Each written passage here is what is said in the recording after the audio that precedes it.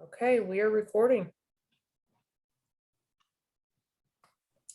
Okay, welcome from the IIBA Tampa Bay, Florida chapter study group for June 2022. This is our last meeting in this month, and it is our 41st class. It kind of blows me away.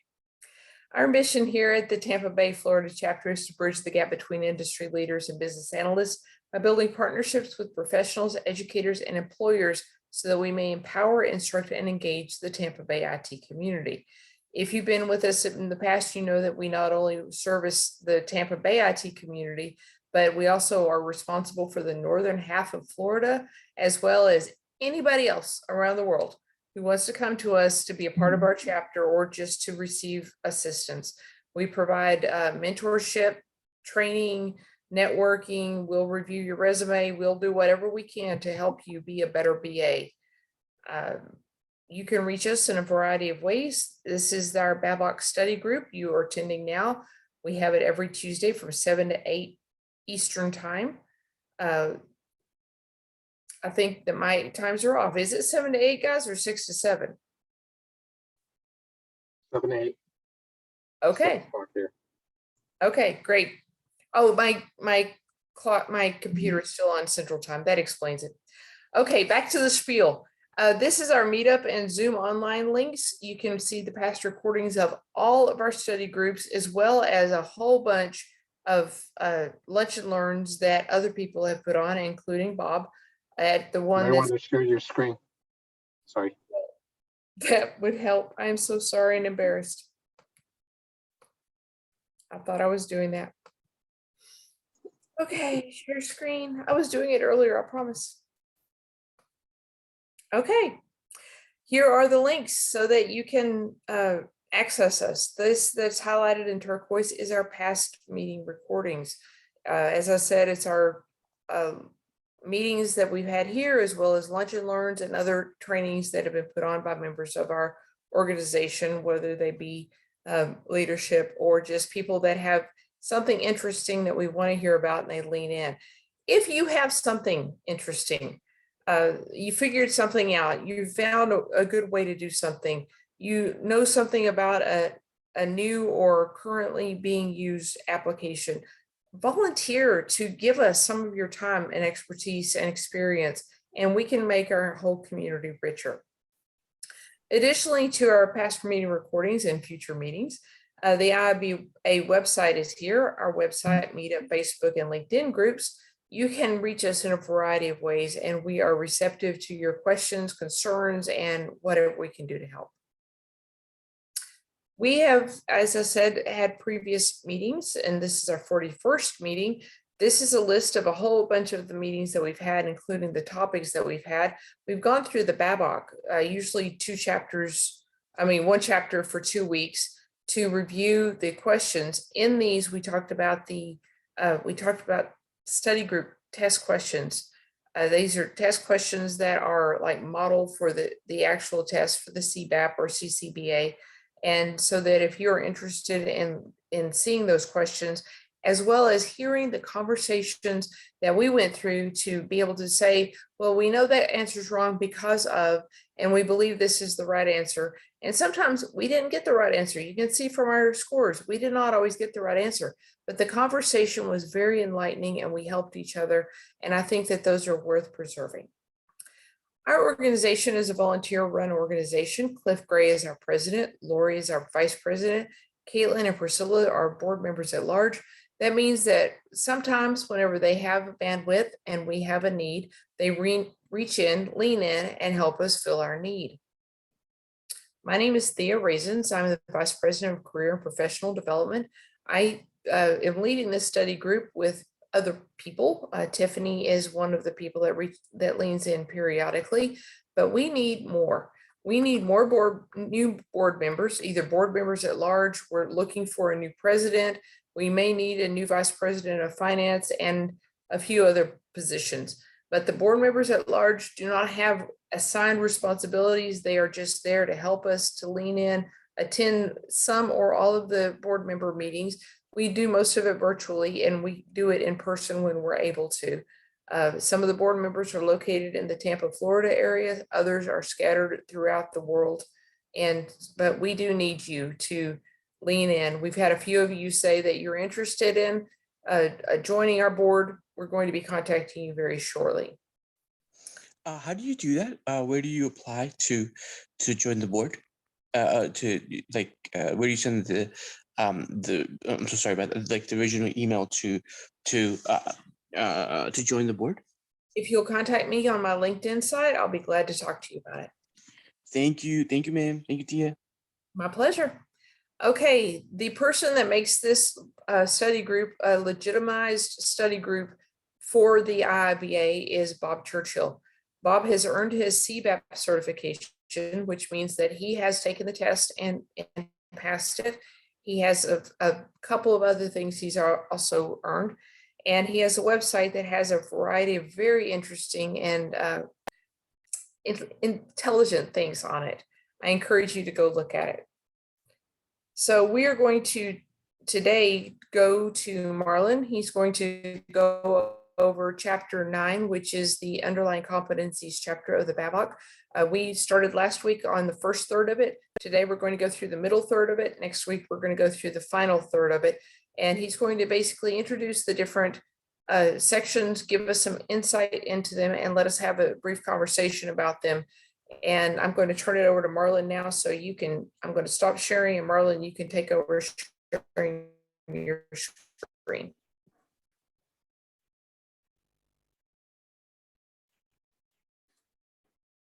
Okay, Marlon, there you go. Okay. Hi guys. Welcome again, and thank you for having me. I was asked to do a little introduction about myself so that you will become more familiar with who I am. So I'm going to do that before I start sharing. So my name is Marlon Ward, and I live in Kingston, Jamaica. I am a self-styled country guy because I prefer the rural parts of the island. You know, the parts where you can go fishing, go for walks, go hiking, and enjoy the outdoors quite easily, and it's nice. The city is kind of hot for me, and I'm not really enjoying it right now because it's summer, but nevertheless, the rain is on its way. So I'm enjoying the weather a little bit. As I may have mentioned earlier, before the class or the cohort came in, I am not 100% today, but I showed up. And I believe a good part of any experience is showing up. Regardless of what's going on, show up. So I'm here. Like Thea said, we covered a bunch of the material last time, and today we're gonna chug through and make sure that we have a more lively discussion and see what's going on. I am definitely interested in those questions for this particular chapter, Thea, so I'm gonna reach out to you. We can talk about having the question and answer section at the end of the presentation next week. All right, that's okay, right? Absolutely. Awesome. Is there any questions, or do you have any questions for me before I start?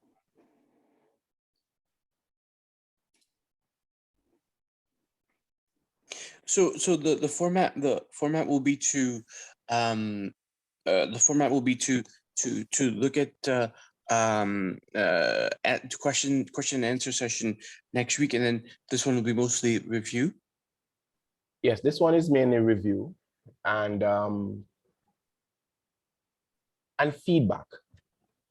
Feedback. So Okay. it's a review and feedback. I like to have it more conversational. I'm not really interested in just presenting the information or just say, hey, read from the book. I want us to dialogue, and I have 2 questions that I like to ask. How do I? So I can lean on the experts within the room to say, how do you do that? How do I do that? And because I'm a constant learner, I want you to tell me some pitfalls I need to avoid.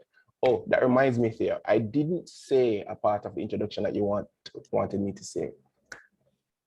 Let me tell you a little bit of my work history. So I was a high school teacher for a number of years. I did that where I taught. Knew you were a teacher.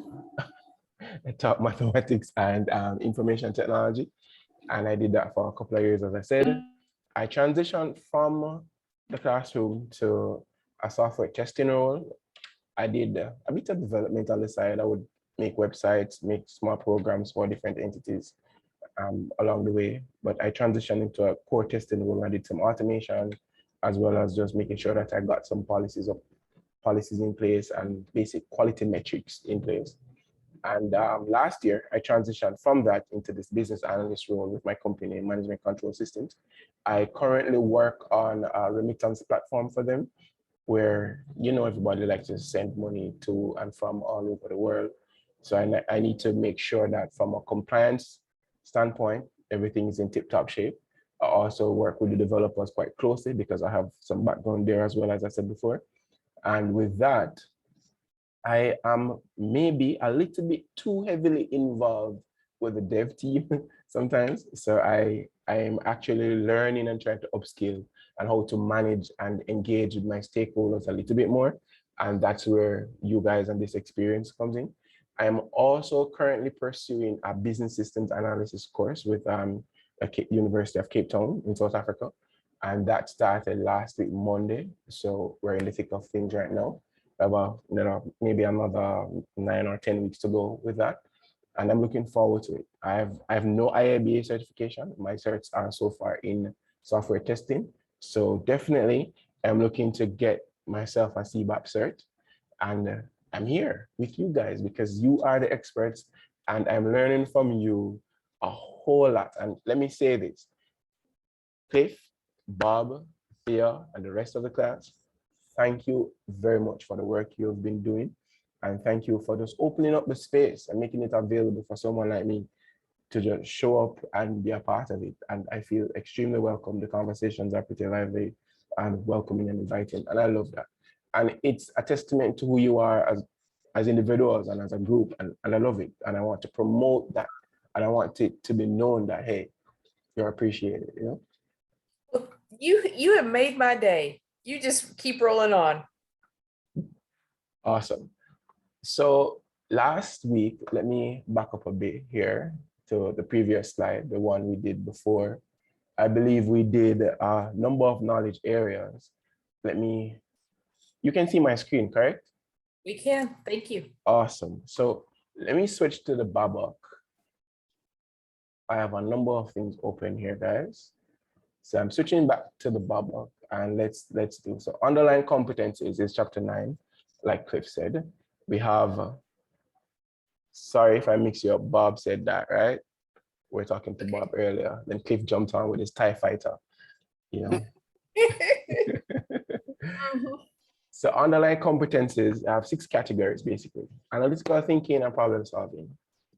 Behavioral characteristics, we went through those 2, and we started doing business knowledge, right?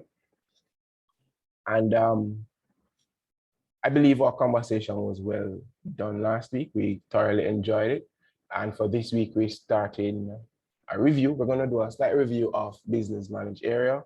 We looked at business acumen as well as industry knowledge last time. So I believe we need to pick up on organizational knowledge. And that's where this surface level presentation is, because it's not intended to be very detailed. We're going to keep it conversational. All right, so let's jump in now. My thing is, when it comes on to business knowledge, and this is just a recap. Last week, when we spoke about this, we said business acumen is very important, as well as industry knowledge, right? For those of you who weren't here, let me just give a quick reading here to refresh what business acumen is. So business acumen, the purpose of this is business analysis requires an understanding of fundamental business principles and best practice in order to ensure that they are considered as solutions, are reviewed, all right? Sorry about that. So whatever solution you're doing, whether you're building something from scratch or you are reviewing a solution to implement, you have to ensure that it's properly understood. I believe it was Bob last week who said, hey, when you start doing something like this, you need to get information, as much information as possible. Sylvia pointed out that patterns, she's a patterns lady. She makes sure that all your patterns are there. All right. Now, we weren't talking specifically about business acumen when we said those things, but it all connects, right, guys? And we also spoke about the effectiveness measure of business acumen. How do you know that you have good business acumen? Let me throw that question out. I mean, we can easily read the notes here, but let me throw it out. How do you know that you have good business acumen? Follow the money. You follow the money. Because if you're not making money, it doesn't make sense, right? Is Where it goes, how it spends, what you're getting. Yeah. I mean, the thing is, the reason why I started business is because of a need, right? So it addresses a customer need. That the reason that business exists is because of P&L. That's correct. The acumen behind that is a profit and loss. But behind the profit and loss, and why profit and loss exists, is because there's a need for it. I mean, if I try to go shower, I'm like, oh man, I need a conditioner, shampoo. So I invent that business as a customer. So it's basically customer driven, customer related. So customer in and of itself drives the need for the business. So that's core, one of the things. Another thing is domain knowledge of what includes in that business. For example, in materials, SAP materials, one business acumen isn't equal to another business acumen. So would you say that's like? So sorry about that. Would you say that is like in a way like helpful towards what the customer needs are, or what customers are looking for from a business? Understanding your customer is definitely one. That's key. And you gave an example of a shampoo. And if you're going to sell a product, and you have to have your market data, where exactly you're targeting, who you selling it to, you have to understand the benefits of your product also, because there's no selling that product without really showing that, hey, this is what makes me different. This is what makes my shampoo different. And then if you are making bulk, are you reinvesting that? How are you making sure that you are maximizing your potential there? Because today's sale may be tomorrow's customer churn. So we want to make sure that you keep those customers happy, like you said. So that's all a part of business acumen. You are spot on. Mm-hmm. And right? But then how do you measure customer churn? How do you measure the need for overall market, or overall market? In my sense, my client is a hedge fund. So the hedge funds are mostly related towards investments and I mean dealing with money. So in that sense, because it's a scarce money is a scarce need, meaning it's like a rare element almost. So how do you deal with customer churn and relative to that same shampoo product? Then what are the metrics then that you would pay attention to? Can I ask you something? Because I'm not going to try to pretend like I understand everything that you want me to speak on, especially when you talk about investment and for that particular field. But let me ask you something. If I was in high school, Let me ask you something that may spark some conversation, right? Because I want to keep it conversational, and of course, experts can jump in at any time, right? What's your relationship like with your customer? Because I mentioned customer churn, and you picked up on that. And if that's a key part of it, then I have to ask you, what's the relationship like? Go ahead, Bob. I just wanted to share that if you look at all the other subjects that are listed under this competency, business acumen is the most general. It's the one that kind of covers everything about business, how to do cost benefit analysis, how to do customer relations, create win-wins, that kind of thing, how to do the accounting, how to engage with different vendors and customers and so on. So it's the most general thing that would apply to any business in any industry. So Mhm. everything else is about the specific parts of the solution or the specific industry or the specific organization. My feeling is this is the catch-all for everything, just general business. Okay, I okay, love okay. that. Thank you. And if we Yeah. look at what the book says, right, we can see like for business acumen, they list 5 points here that are effectiveness measures, demonstrating the ability to recognize potential limitations and opportunities. That's the SWOT analysis that Bob spoke of just now, right? Demonstrating the ability to recognize when changes to a situation may require a change to the direction of an initiative or effort. So you have to be able to pivot. You have to be able to recognize, hey, this thing is working, so let me expand. Or it's not working, so I need to contract, I need to pivot, I need to change, I need to do something different. And there are mechanisms and strategies that you can talk about then when it comes to that, what you need to implement, right?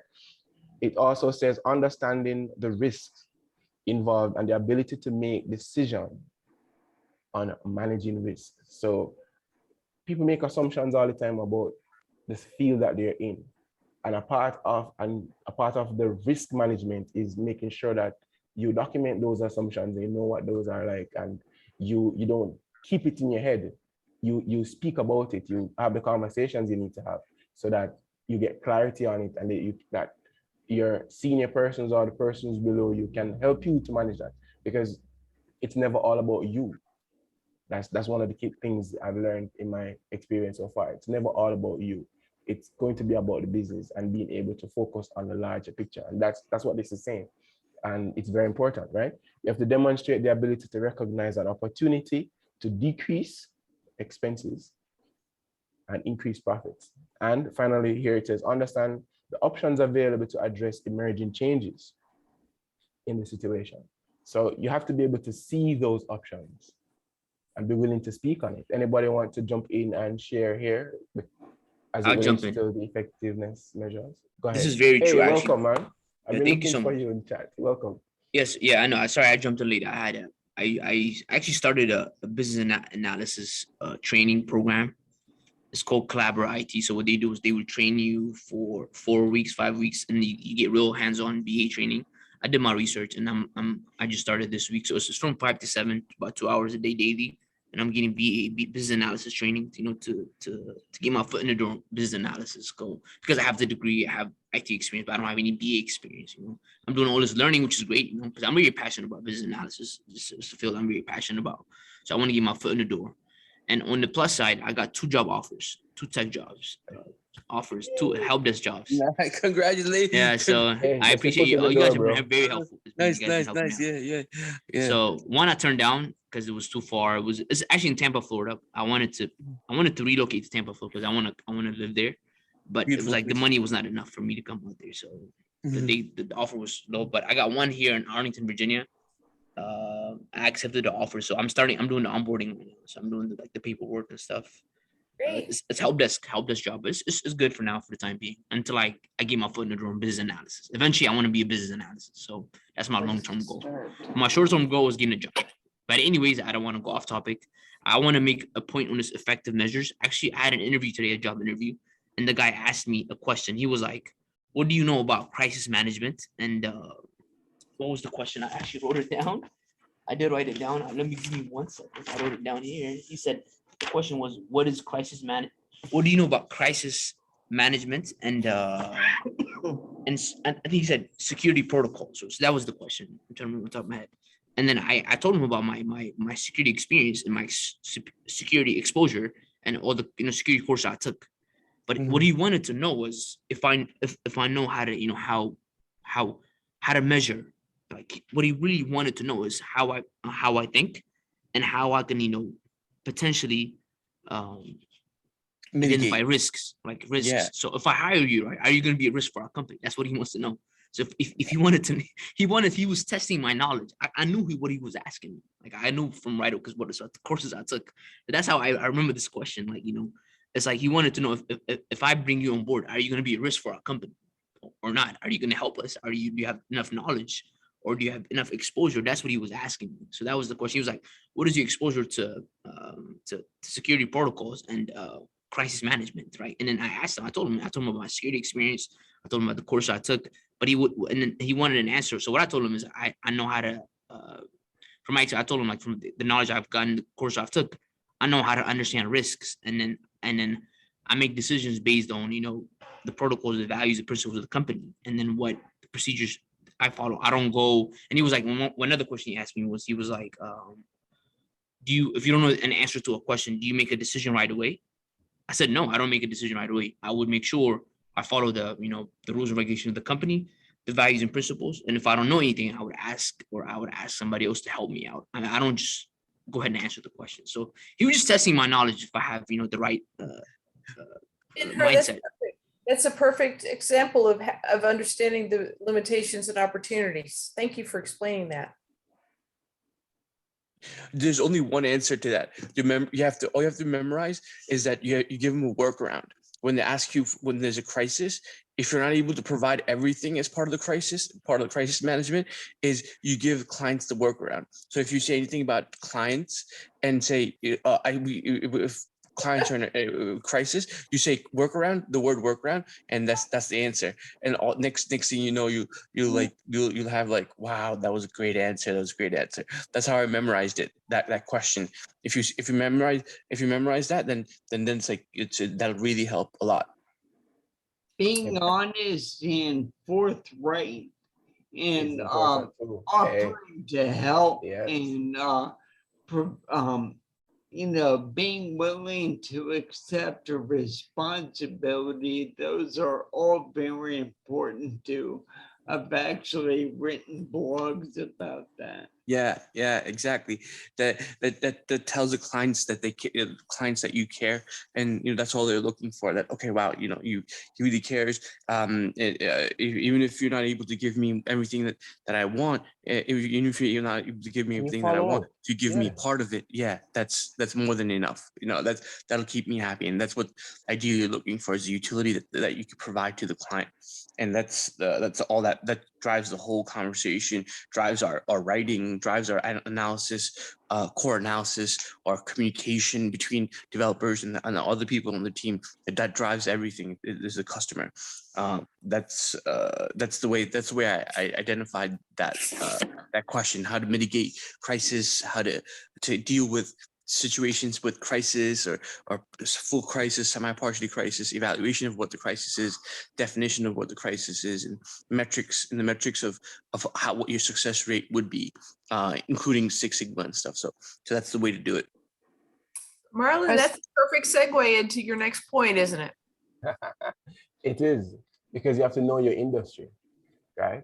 You have to know your industry, and whether you are a BA or working at the help desk, or you're working with investors, you have to know your industry, and that knowledge will give you the basics of what you need to manage those risks, right? Because each job, each function, each role comes with its own caveats, its own pitfalls, its own opportunities, right? So being fully aware of your industry, that's what makes a difference for you sometimes. And if you don't know, I like what Ben said. I don't presume to know everything and I'm going to ask somebody for help.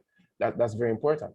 And even within the interview themselves, I mean, guys, come on, you can also say to them that coming on board, I would like to know that you have these things in place. You give me the opportunity to learn as well, so that I can expand this, so I can better deliver on these things for you too. You don't be shy. It's not all about you. It's all about about how they help you to develop as a person, because you're not there to just give. You're there to also to grow and also make them better, right? And being a part I of don't always, everything. I don't always know everything about the company, but you can get a subject matter expert to help. Like, I'm not gonna know everything about everything. That's So, true. Yeah, I I have wanted to- to. Yeah, go ahead. it's called Sorry, to interrupt. SME. And with a SME, you can, if you know the basics of needs analysis, you can easily come up with something. And with, I don't know how to pronounce your name, but it's Yes, like the pronounce your name guy for that us. developed vapes for cigarettes, like the guy who did Bitcoin for money. Like, these people are doing analysis of what's out there and Yeah. making it better. So Exactly. I wanted to, sorry to interrupt. You are absolutely right. Like, especially in technology nowadays, a lot of people are getting into IT, the field career, because there's a lot of jobs and a lot of money in technology. But one thing I noticed is, like, even from my experience, one reason I got into IT, I like technology, but there's a lot of opportunities, a lot of money in technology. So one thing is important is, like, you get in tech jobs, right? You start your IT job, and then you get a job. Let's say you get a help desk job or any kind of, any kind of tech job. You don't display competency in your field. You don't know your subject, right? You in it for the money, but you don't have passion for it, right? That's why it's important to do something you're passionate about in technology. Like, I struggled with that too. Also, like, I had a couple internships. I wasn't really passionate what I was doing. I was stuck in technology, but I was like, why am I doing this? I'm not even passionate about this, right? And I don't inspire to learn. So companies nowadays, they want someone that displays competence. You have to be competent in what you do, and you have to know your subject. Like, and then, like, once you find a subject in technology, which, like, I found business analysis I love business. I'm very passionate about it. On top of that, business analysis is such a big field. I'm going to pick a focus in business analysis, and I'm going to become a subject matter expert in that specific field I picked.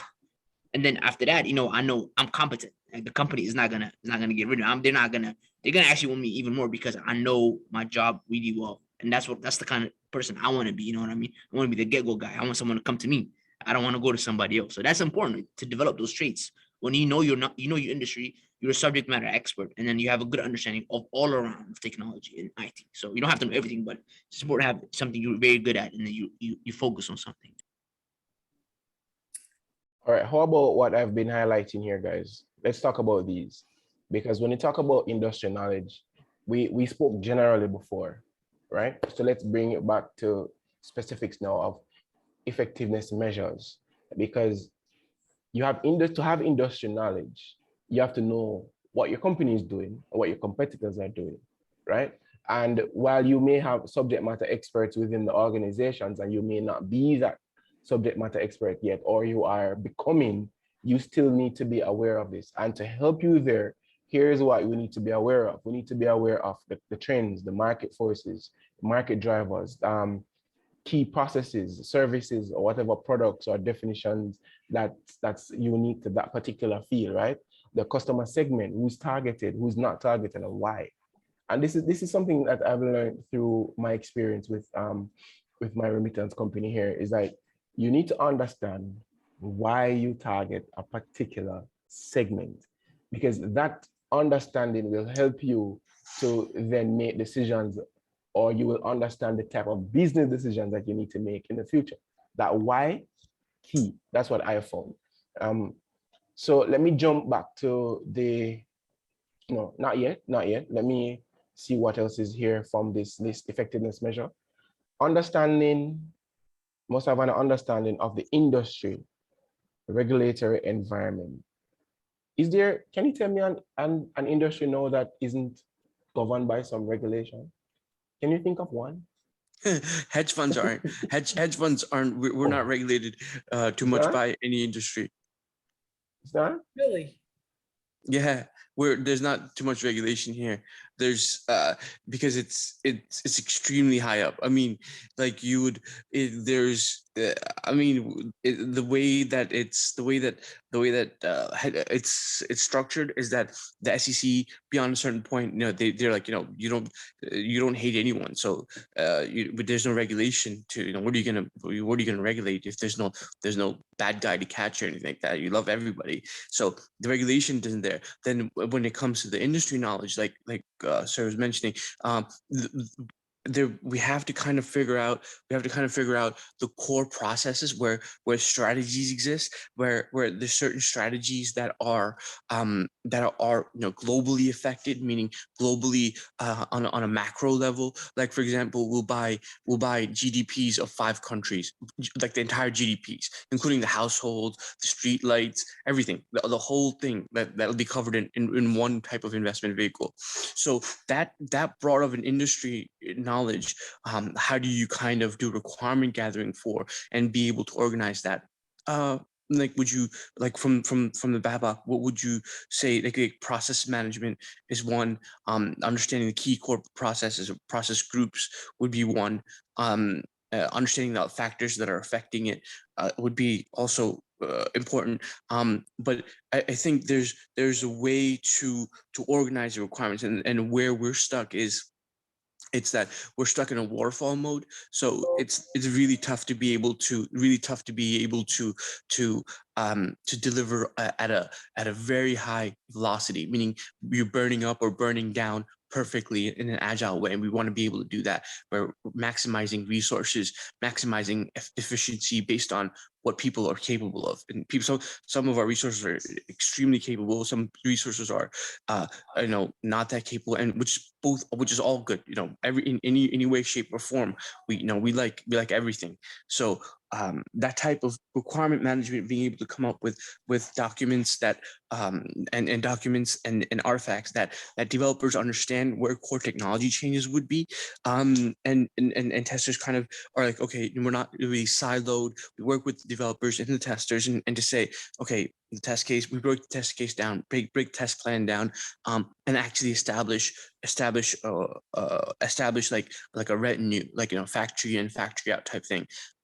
That's kind of where we're stuck, and we're looking, that's kind of where our client is, and that's where this made a lot of sense, looking at the BABOK, to see where the different changes we should make, and to learn from that. So thank you so much for that. I would suggest that from the BABOK's perspective, you're going to look at your current best producers or the clients that you're getting exactly what you want from, and figure out their demographic and their communication and target other people like that.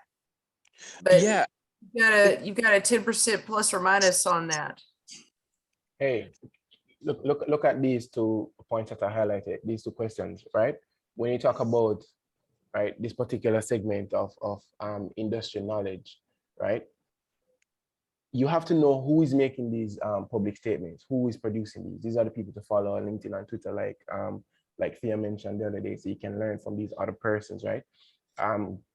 Just be aware of what's going on and the industry benchmark or standards that talking about. Thea mentioned that just now. So when you really look at these questions, these pointers in the BABOK, it may seem very generic at some point, but hey, look how everything that was said earlier is being brought out one by one by one. I saw you raise your hand, Bob. Go ahead, Bob. Can you scroll up just a hair?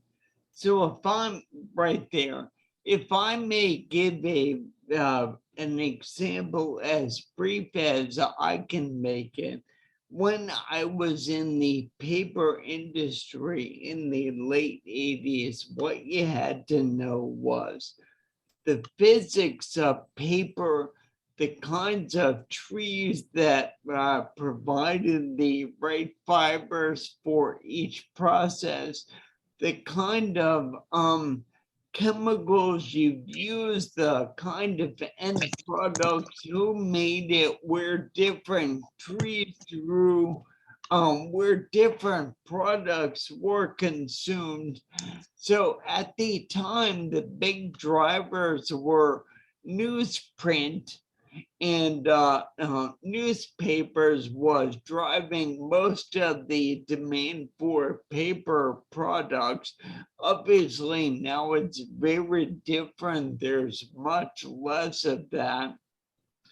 The quality of the paper, which is measured by about 20 or 30 different parameters that everyone in the industry knew, especially the process engineers, they were going up, particularly brightness and density, right? So it would hold print better.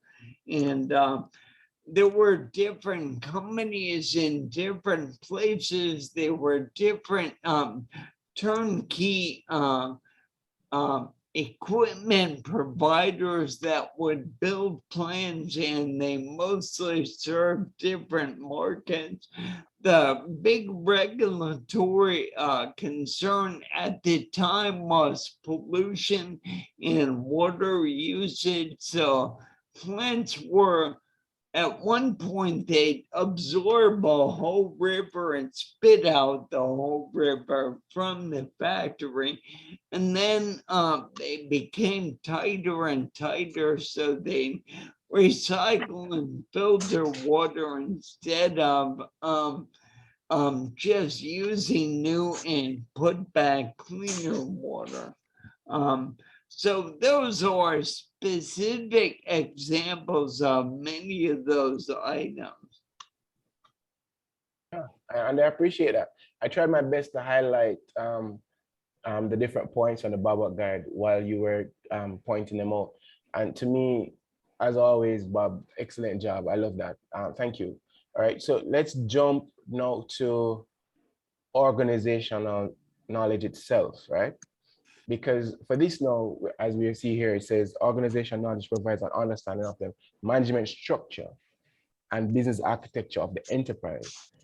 You'll see who's making decisions, how they're making it, and you'll know what kind of decisions you can make versus what you need to escalate. And you need to know if something comes up from anywhere below you or your level, you need to know how it's treated. And it's not just about the risks, it's about just how you communicate also, who's in charge, how do you provide information upward. You need to be able to understand these things, right? Effectiveness measure here, we have the ability to act according to informal and formal communication and authority channels, right? I mentioned that like just now. Understanding of terminology or jargon used within the organization. And every industry tends to be that. Now, when I'm talking to the devs in my team, clear, I'm a dev. We can spitball all day, every time. We can use our jargon, we're good. When I'm speaking to the stakeholders and we need to translate the dev language to them, I can't go to them speaking all IT all the time. You have to have the balance. You have to have that ability to say, hey, this is what we want. This is what it means to you. Here's how the value is. Here's how it impacts your value or the product itself. And this is why you want this product, or this is why you don't want to make that decision versus this one. And here's the advantage. You have to be able to speak that value language so that when the decisions are made, they know what is going to be affected and why. And that's very important, right? I say another effectiveness measure here is understanding the products and services offered by the organization. I believe you can see a cross-matching of these areas, right? There is some sort of repetition there, but it's okay, right? The ability to identify subject matter experts. Like Sylvia is there smiling now because she's like, yeah, you have to be able to identify. No, I'm thinking about the hacking I did. I hacked Starbucks and got all the SME information by doing that. I was taking an ethical hacking class and got where they grow their coffee, where their farms are, their financial reports. It was awesome. The president's home address. Oh no. Yeah, that was a lot of fun. So you became a subject matter expert. Okay? That's one way to get information. Right? The ability to navigate organizational relationships and politics, right? You just cut right through that. Like, I'm not asking anybody, I'm going to go get it. I love that. All right, so. If any of you remember Radar O'Reilly, the company clerk from MASH, he knew all the channels and how to get stuff and how to trade and get supplies and contraband. So that's a guy who had a lot of organizational knowledge at a low level. Colonel Potter, on the other hand, would know all the generals and the other commanders and the other actions going on in the area and what to prepare for. So he would have organizational knowledge at a high level. So there's different kinds of it, but those are kind of folk examples that I think most of you of a certain age can relate to. You know, you continue to show great value in just how you share those examples, because think about it. That guy from MASH that you mentioned, high IQ of the organization and just how to trade and who needs what. So it's not just a matter of knowing, oh, that's my CEO or that's my boss, but you have to understand the needs. Because if you don't understand the needs, how are you going to trade? How are you going to barter that information, right? That's key. So I thank you for that. That's what I got from it, right? So I love that, right? Anyone else want to jump in before we move to solution knowledge? Yeah, where would we coming scrolling back up 201 the core innovation in the core innovation in understanding, where's the innovation there that would the organization provide to regulate the industry, creating publicly releases, participating in conventions and delivering marketing materials. So there are satisfactory indication benchmark projects which are applicable. So these are factors or success factors, or Yes. And it's basically saying, in order to be effective or to demonstrate that you have industry knowledge or organizational knowledge, you have to be able to speak on these things. You have to know what the regulations are within your industry. You have to know who is making these public statements, who impact policies, etc., right? And what the basic standards are. If you are in any field at all, you need to know what's going on. That's the basics of what it's saying, right? And if you don't, or you can't demonstrate that you do, then you're not being effective. That's absolutely right. I just wanted to, what you just said is absolutely correct. You got to be able to, first of all, you got to be able to know your stuff, right? And so you got to be able to comprehend it, right? You have to show comprehension, that you're able to understand it, articulate, right? You display critical thinking, problem solving. At the same time, you have to be able to communicate it to somebody else and help other person able to understand. It's a skill set itself, right? That's one of the reasons, like I'm working hard. I'm really immersing myself in BA and being, and choosing to focus, right? You gotta make sure, because people can tell if you know your stuff or not. You can tell right away if someone is like a difference between a good teacher and a bad teacher. You can tell a good teacher helps you understand it, right? Because he knows you gotta know your stuff. Man. That's what I'm striving to be in business analysis. Right? That's because I'm very passionate about it. And be confident when you speak. That's key right there. And if you don't know, you can own that set. Let me find this out for you. Let me investigate this and get back to you. That's always an okay or good answer for you to have in your tool belt. I don't know, or I've never heard of that, or oh, that doesn't work, right? You need to be confident and say, let me think about that. Let me get back to you. What do you think about? And you raise it, or can you explain what do you mean by? So you get more context, because sometimes you will know one phraseology within your head, but somebody uses something totally different, right? And it kind of throws you for a minute, but you can't just be, oh, you have to be like, what do you mean by that? Explain that. Let me hear what your opinion are on that. And just by allowing somebody to speak some more, you can make reference to something else. You can see where the dots are being connected within their mind, so that it can help you to better understand where they're coming from within that moment, right? And if you need to go research something. Yeah. Let me talk about. But how do you innovate from there? Like from that core that, okay, hey, so yesterday you said the same thing.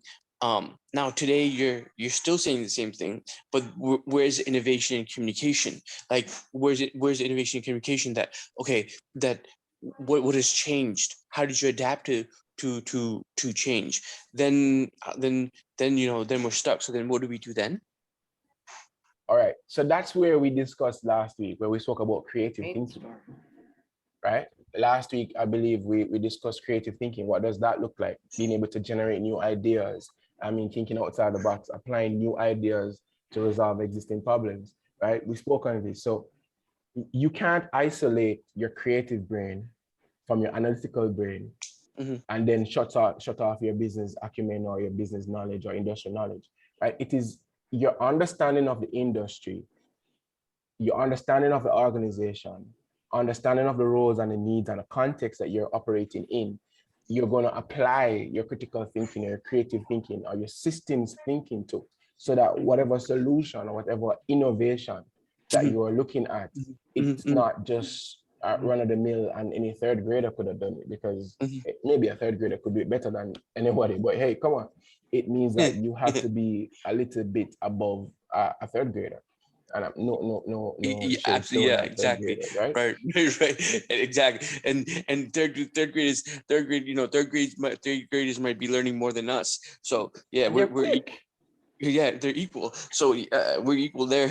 So the core is like the core of what the BABOK what that's saying is, okay, but you've given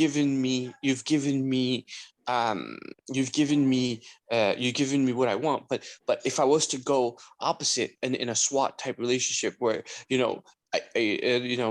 very working from very small innovation, small type innovation, that it's like, okay, wow, it's a change of a field, it's change of change of core data columns, or core views in a report. Then what happens is, then how do you go about measuring then how do you go about measuring innovation based on what the business is saying? Do you kind of say, this is the best I could do, or and then, like, like, my brain isn't working, no analytical brain, no creative brain, no brain. What do you do then? So it's like when you cut off this engine, cut off that engine, then what do you do? So then you kind of just try to put it together and say, okay, this is the best we could provide for the client from a development perspective that adds value to, as best we know, and returns it back to them. You left out one key thing. Can I Yeah, just you make show- sense. Yeah, say- you say make what it sense. You says? make a lot of sense. Yeah, What the customer feedback is like, what the customer say. Is the customer satisfied? Don't leave that part out. yeah. That's the only thing that matters. That's the only thing that matters is customer satisfied, because it's at the end. It's the end of the day. They're the one. The customers are the ones That's the that are feedback signing loop the right checks. Yeah. there. Definitely. And a Thank you. headband? So, All right. so let me interject here. Whenever we're talking about all of this, we're talking about a lot of different elements, but the thing that's consistent through it all is knowing who you're working with and what their motivations are, what their goals are. If you don't know their motivations and goals, you don't know how to address any of this. Exactly. And some organizations don't have that documented for you, so you have to figure it out. Well, yeah, and that's Good, why you good. create a stakeholder chart to identify these. And then whenever you need a SME, you can say, well, this guy's really focused on this. They may know more about it than I do, but It's me, it's subject only matter because- expert. And yes, if you're stuck on ideas, you can do collaborative games. yeah. Did that presentation. Okay, please continue, Merlin. No problem. So we've basically looked at a bunch of different areas: business acumen, industry knowledge, organization knowledge. Now we're at solution knowledge, right? You have to be able to basically just understand what that solution is. And it may be computer-based, it may be paper-based, it may be to go do something totally different. It depends on your industry. You have to be open to the possibilities of the different options, right? And The purpose of understanding the solution, it says here that it allows the business analyst to leverage their understanding of existing departments, environments, or technology to efficiently identify the most effective, keyword here, effective means of implementing a change. This is it right here. Let me not do without highlighting my thing here, right? For me, this is a part of my study process too. I highlight stuff as I go through it, right? So what are the effectiveness measures that we need to pay attention to when it comes down to solution knowledge? Effectiveness measures mentioned here, we have 4 of them. We have reduced time or cost to implement a required change, right? You have to make sure you be able to reduce the time or cost to do that. We are at the 7-minute mark, guys. So I'm trying to put things together right now, then I jump to the next slide, right? Shorten time on requirements analysis and solution design. So you can't take forever. You can't be caught in analysis paralysis. You have to be able to go in, see what's going on, and make sure that you're on the ball in a timely manner, right? Understanding and being able to leverage change. What the change is not, and justify that based on the business benefit, right? We're talking about value again right there, right? Understanding all additional capabilities that are present, right, but not currently used, can be employed or deployed, sorry, to provide value. So you may have resources at your fingertips, but it's underutilized. You have to be able to understand, okay, so you paid $3 million for this software, and you're only using 4 of the 10 features. Why did you pay for this software again? You understand the why, be able to say, okay, but the software can also help us with this. So if Becky is down in the storeroom and she's not using the software properly, then we are gonna go have a relation. I'll talk with Becky. Hey, Becky, what's up? Did you know that this thing can do this? Or show me this thing, and and build that. So you develop Becky. Becky's using the software. It was underutilized. So it's a part of that relational skill too, and we're going to get to that further down in the study, right? Another one here under this business knowledge section is methodology knowledge. That was amazing. It's easy. Jump. What's a methodology? What's that? Methodology. What's that? In this case, it was talking about, this book was written, I helped write this part. We were talking about the introduction of Agile, and we were moving from waterfall to Agile, and people were understanding these new transition that was coming in. Okay, so you need to understand if not because Agile is new, you're going to run with it. Right. Right. And don't think, oh, it's waterfall and it sounds so archaic, it's not effective. Or you need to be able, let me just cut the mustard and say, hey, there are approaches that you can take that is totally situational or depending on your preference within the organization. And not just because the situation may say lends itself to it, will the organization support it? That's also something I've learned too. Have you learned that too, Thea? Yeah. And the thing, honestly, that makes Agile wonderful, in my opinion, is it's adaptable to your current team and situation. So you may not want to use Agile. You may want to use Kanban. You may want to use waterfall. You may want to do it 2 weeks or 4 weeks or whatever. But learning what the organization expects from you and learning how your group needs to work together to get the job done is the methodology. But on top of that are the layers of methodologies that are required within that particular industry or that particular segment. For instance, if you're in medical diagnostics, you have a totally different methodology and rules and regulations than you do if you're in stock or hedge funds. So methodology here is the whole, how you're going to do things, right? Yes. So you have to understand how things are done and the why, and how to apply that, whether it's situational, whether it's supported, or you're going to modify something, customize it to suit your needs. Yes. Right? Because you may not get everybody to be a Scrum team. That's but right. You can That's very get them true. to be as agile as they're willing to go. Because if you bend it too much or bend it too quickly, You have break. I wanted to, sorry to interrupt, Throughout Martin. the day, it's just about getting people to talk to each other and gather information and respond and adapt accordingly. No matter what your management context, that's always the bottom line. Right. All right. So, We are so at how the do I? Oh, sorry, Tia. Go ahead.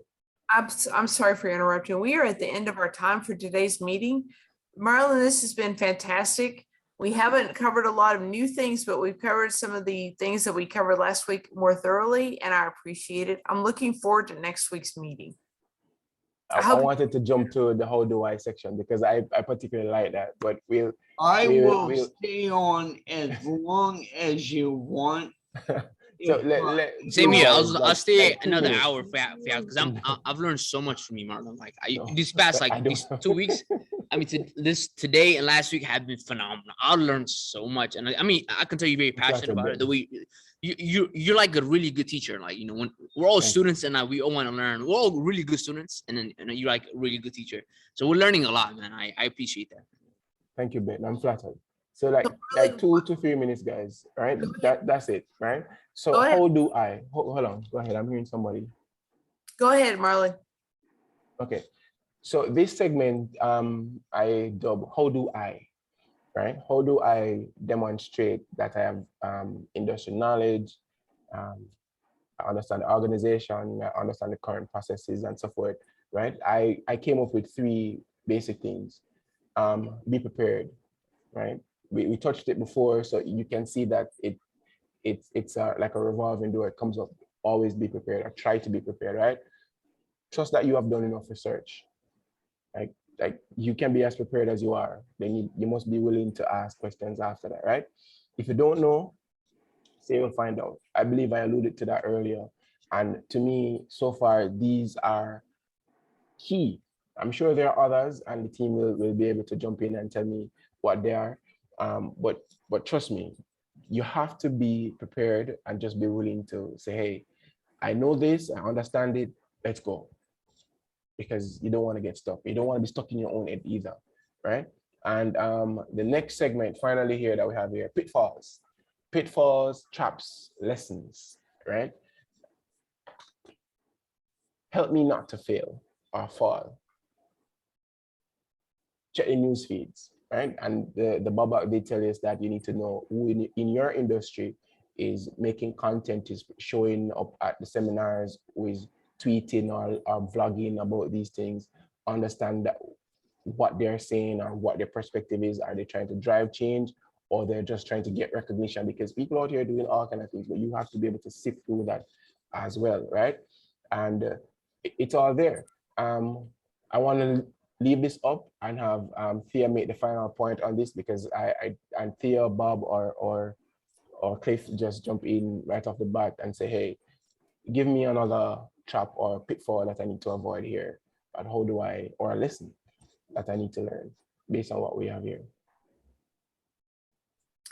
I'll tell you one that has bitten me too many times is whenever you create your basic information for your project, which is your list of stakeholders, the decisions that you've made, your fundamental requirements, and you have that document created for everyone to share, it's not kept up to date. And that's going to bite you every time. You get somebody new on board and you say, okay, here's where we have all of our information, our acronyms are, oh, it's not quite up to date. You never have time for it, but you need to make time. Got to make time. It's got to be like a twice a week thing that you check it to see has anything changed. But that thing is a pillar of your team and of your knowledge and onboarding new people. You've got to keep it up to date. Awesome. Bob? A thing that I had trouble with earlier in my career was not gathering enough information, not gaining enough situational awareness, not asking questions and seeking expertise, and just not thinking broadly enough. So now I know how to expand my thinking about a problem and ask, am I considering everything? So I'm better at that than I used to be. Just in general, not being thorough enough is a risk. And Sylvia, thank you guys. Thank you, Bob. Sylvia, Yes. lesson, pitfall, traps, based on what we have discussed today.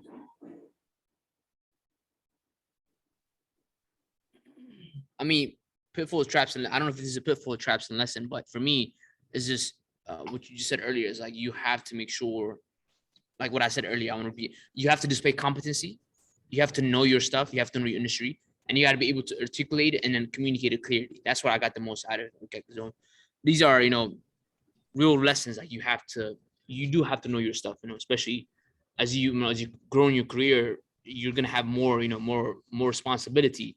You have to have really good understanding of your industry, and then, you know, pick a subject matter expert you're really good at and focus on that specific subject. That's what I got the most out of. Thank you, Ben.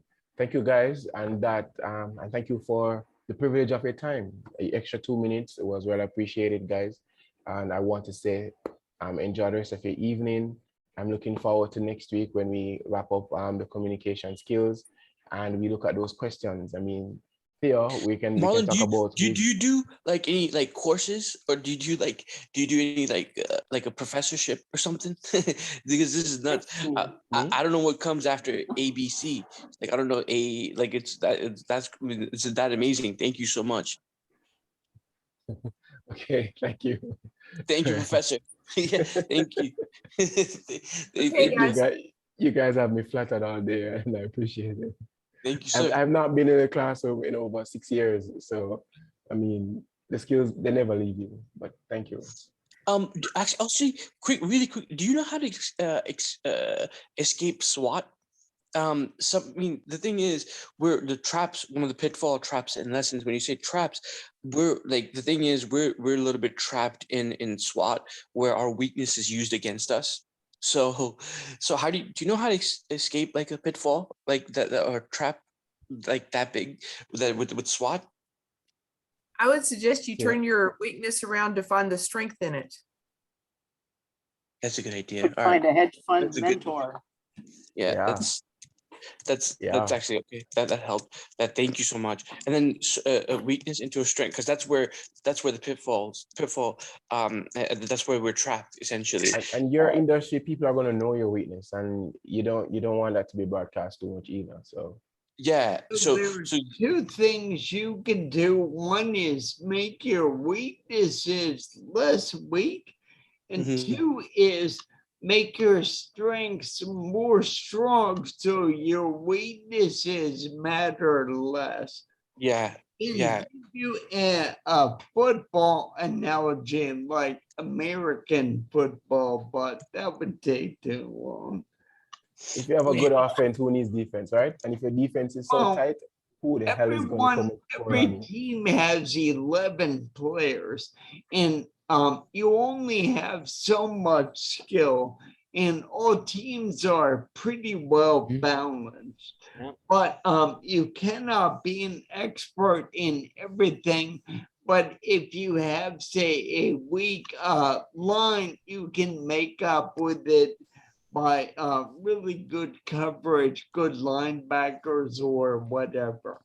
So a weakness can be you can get better linemen, or you can have other players that are so good they cover for the weakness. So you can hit it from both ends. Yeah, I'm very positive and I'm optimistic person, but like sometimes when you're working, right, sometimes you work with people you don't get along with, or you know, or you have certain issues in the department, right, and then it's hard to get feedback, right? It's hard for someone to give you feedback which you're not good at, right? They try to point your weakness instead of your strengths.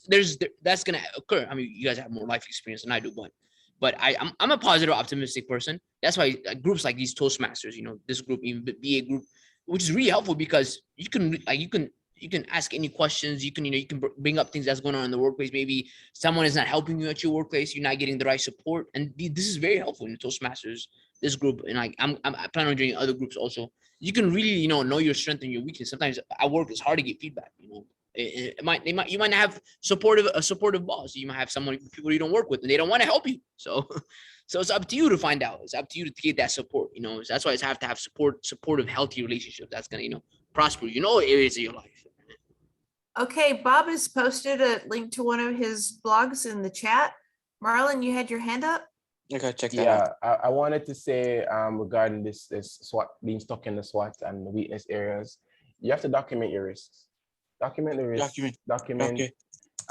the assumptions as well. Say I'm making assumption about X or Y, and then you can explain that and discuss it among your peers and say, okay, this is the assumptions I'm making. Is it a right assumption? Maybe wrong. You need to get clarity on that, right? And you have to have a risk mitigation plan where say this is the risk because I'm weak here, so there clearly are risks, right? What those are need to be done. Then how are you going to do it? Is it long term? Is it short term? Set goals to overcome those things, right? And you can use a football analogy like Bob said. I mean, make your offense so powerful, so strong that you're going to blow them out, right? You just shore up the areas you need to and just ensure that at the end of the day, your boss or anybody above or around you can't say you didn't have a plan should something go wrong. You need to have that. So then you're saying, to reiterate, you would have to document the risk, assumptions, mitigations, and the document the risk and the assumptions. And what was the third as part of that plan? Who's going to monitor and control? Who's going to take ownership of that and who's going to monitor it? How are you going to monitor it? If everything is on you, then you have to do that yourself. But if it's not, then you have to have your team help you out there. Okay, one of the things that you need to do whenever you create a risk plan is identify what would be the indicators that this risk is occurring. Yep. What would be the first 3 things that you would notice? And if it happened, what would your steps be? You also need to identify what are the chances of this thing happening. If it's less than 10%, you don't need to worry about going through all of that. If it's 50% or more, you need to have indicators and mitigation plan. Bob? There's only a 1% chance that the risk will happen, but it will destroy your company, that you have to pay attention. That's why the value of a risk is the chance of it happening times the value of the event. So you have to consider both factors. Yep. Both columns need to be in your document.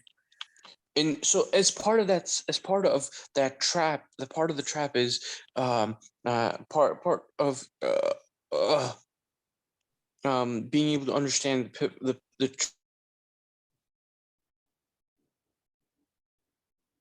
think we lost you.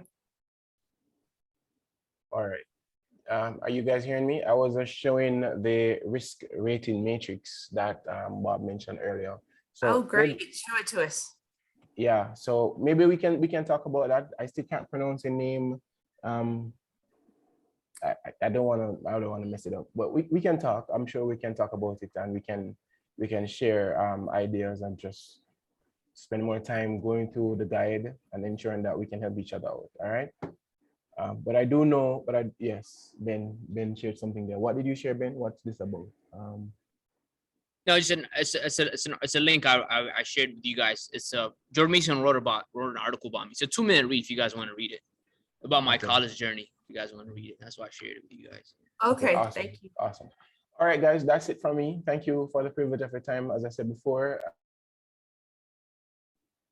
Thank you so much. Thank you, Marlon, man. I learned a lot, man. You're doing a great job, man. I'm proud to be part of this group. Thank you. And thank you, everyone. And see you next week at the same time. Appreciate that. You guys next Take week. care. See you next week. Stay safe. Bye, guys. Bye.